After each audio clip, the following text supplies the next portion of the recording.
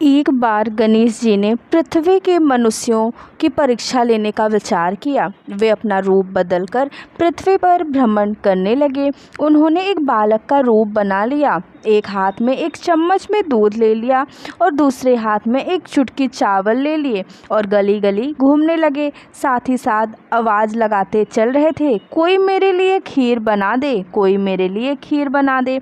कोई भी उन पर ध्यान नहीं दे रहा था, बल्कि लोग उन पर हंस रहे थे।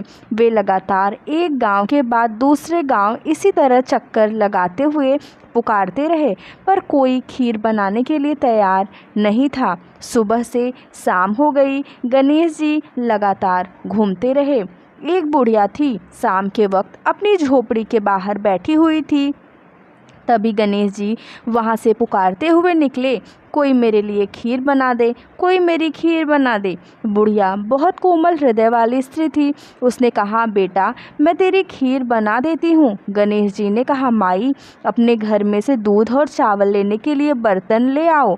बुढ़िया एक कटोरी लेकर जब झोपड़ी से बाहर आई तो गणेश जी ने कहा, अपने घर का सबसे बड़ा बर्तन लेकर आओ। बुढ़िया को थोड़ी झुंझलाहट हुई, पर उसने कहा, चलो बच्चे का मन रख लेती हूँ, और अंदर जाकर वह अपने घर सबसे बड़ा पतीला लेकर बाहर आई। गणेश जी ने चम्मच में से दूध पतीले में उड़ेलना शुरू किया।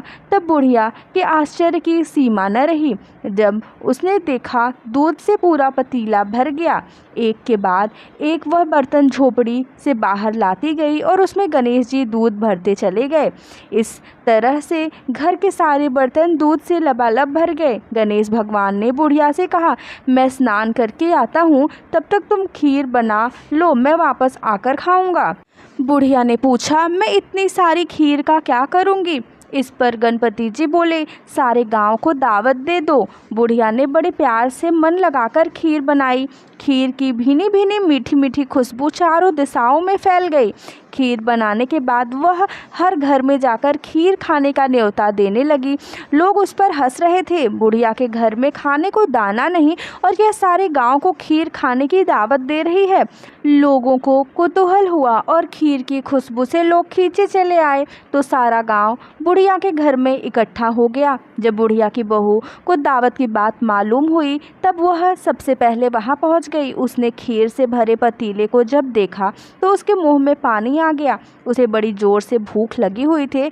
उसने एक कटोरी में खीर निकाली और दरवाजे के पीछे बैठकर खाने की तैयारी करने लगी। इसी बीच एक छींटा गिर गया और गणपति जी को भोग लग गया और वो प्रसन्न हो गए। अब पूरे गांव को खाने की दावत देकर बुढ़िया वापस अपने घर आई तो उसने देखा बालक वापस आ गया था। बुढ़िया ने कहा, बेटा खीर तैयार है, भोग लगा लो। गणपति जी बोले, माँ भोग तो लग चुका है, मेरा पेट पूरी तरह से भर गया है, मैं तृप्त हूँ, अब तू खा, अपने परिवार और गांव वालों को खिला। बुढ़िया ने कहा, यह तो बहुत ज़्यादा है, सबका पेट भर जाएगा, इसके बाद भी यह बच जाएगी, उस बची खीर का मैं क्या करूँगी? इस पर गणेश जी बोले, उस बची खीर को रात में अपने घर के चारों कोने में रख देना। और बुढ़िया ने ऐसा ही किया।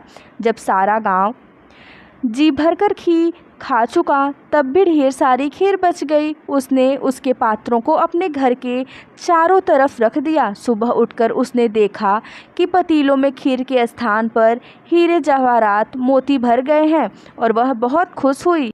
उसकी सारी दरिद्रता दूर हो गई और वह आराम से रहने लगी। उसने गणपति जी का एक भव्य मंदिर बनवाया और साथ में एक बड़ा सा तालाब भी खुदवाया। इस तरह उसका नाम दूर दूर तक प्रसिद्ध हो गया। उस जगह वार्षिक मेले लगने लगे। लोग गणेश जी की कृपा प्राप्त करने के लिए उस स्थान पर पूजा करने और मान्यताएं मानने के लिए आने लगे। गणेश जी सबकी मनोकामनाएं पूरी करने लगे। कहानी के अंत में वही मैं आज भी यही शुभकामनाएं दे रही हूँ। कहते को सुनते को हुक्कारे भरते को। जैसी कृपा गणेश भगवान ने बुढ़िया पर की वैसी कृपा हम सब पर करना, हम सब पर करना।